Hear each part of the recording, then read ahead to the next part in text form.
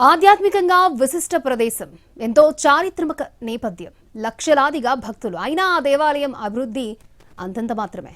నేడు కూటమి ప్రభుత్వం కొలువు తీరాక ఆలయ ప్రగతిపై దృష్టి సారించింది. ఇంతకీ ఆ దేవాలయంలో అభివృద్ధి ప్రణాళికలు ఏంటి? ప్రత్యక్ష దైవం పూజలందుకుంటున్న అరసవిల్లికి భక్తుల రద్దీ ఎక్కువ. కానీ అక్షర క్రమంలో ముందుండే అరసవిల్లి దేవాలయం అభివృద్ధిలో మాత్రం అట్టడుగున ఉంటోంది. ఆలయ అభివృద్ధికి గతంలోనే మాస్టర్ ప్లాన్ను సిద్ధం చేశారు. దేవాదాయ శాఖాధికారులు 30 కోట్ల రూపాయలతో ప్రతిపాదనలు రూపొందించి ఉన్నతాధికారులకు నివేదించారు. కానీ ఇంతవరకు పనులు మొదలు కాలేదు.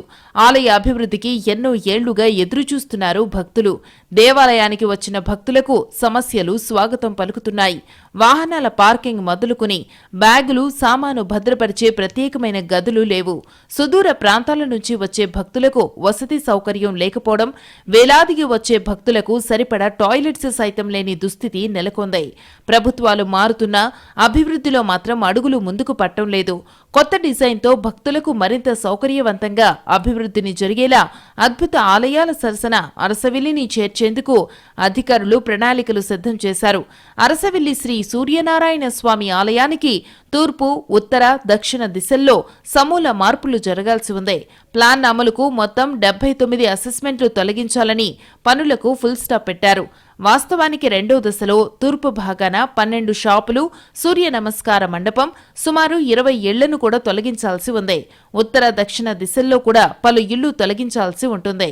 బ్రాహ్మణ వీధి, ఆలయ ఉత్తర ద్వార వీధి, కాపు వీధి తదితర ప్రాంతాలలో రోడ్లను విస్తరించాల్సి ఉంది.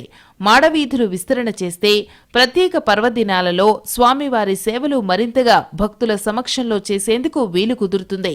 ఇరుకు సందులలో స్వామి ఊరేగింపు ఓ ప్రహసనంగా మారింది. మరోవైపు ఎంతో ప్రాశస్త్యమున్న ఇంద్ర పుష్కరిణిని ఆధునీకరించాల్సిన అవసరం ఉంటుంది. మొత్తం ప్రాకారాలు అన్నీ బాగు చేసి మొత్తం అరసవిల్లి టెంపుల్ని సుందరంగా తీర్చిదిద్దడానికి ఒక ప్రణాళిక రూపొందించి మేము ఇచ్చాము. ముందు కొలను అన్నీ కలిపి, అలాగే అచ్చెన్నాయుడు గారు మొదటి నుండి కూడా అరసవిల్లి, శ్రీకాకుళం 2 టెంపుల్స్ మనం అభివృద్ధి చేయాలనే కృతనిశ్చయంతో ఉన్నారు. ఈ రథసప్తమి పండుగ సందర్భంగా ఈ టెంపుల్ డెవలప్మెంట్స్ కోసం కేంద్ర మంత్రి గారు చేసిన కూడా ఈ మధ్య కాలంలోనే అది అప్రూవల్ కూడా రావచ్చు. అరసవిల్లి అభివృద్ధికి కేంద్ర నిధులు తెప్పించే ప్రయత్నాలలో ఉన్నారు కేంద్ర మంత్రి రామ్మోహన్ నాయుడు. కేంద్ర ప్రభుత్వ పథకం తీర్థయాత్ర పునర్జీవనం, ఆధ్యాత్మిక విస్తరణ పథకం ప్రసాద్లో ఎంపిక చేయడంతో పాటు 100 కోట్ల రూపాయలతో అభివృద్ధికి ప్రత్యేక ప్రణాళిక రూపొందించాలని విన్నవించారు. కేంద్ర పర్యాటక సాంస్కృతిక శాఖ మంత్రి గజేంద్ర సింగ్ షెకావత్ను ఆయన కలిశారు. ఈ సందర్భంగా దేశంలోనే అతి పురాతన ఏకైక సూర్య దేవాలయం అరసవిల్లి ఆలయ చరిత్ర, విశిష్టతను తెలియజేశారు. కేంద్రం నుంచి నిధులు వచ్చే అవకాశం ఉందంటూ మంత్రులు వెల్లడించారు. దీంతో ఆలయ అభివృద్ధి విషయంలో కొత్త ఆశలు కలుగుతున్నాయంటున్నారు భక్తులు.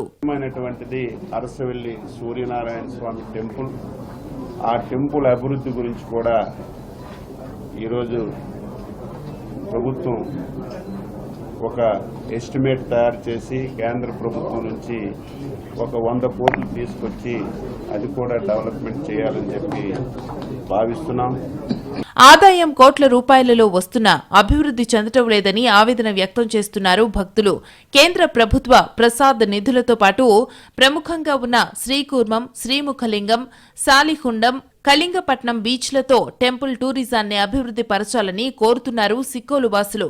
ప్రభుత్వం చొరవ చూపుతూ ఉండడంతో అరసవిల్లి ఆలయం అభివృద్ధిలో పురోగతి ఉంటుందని ఆశిస్తున్నారు.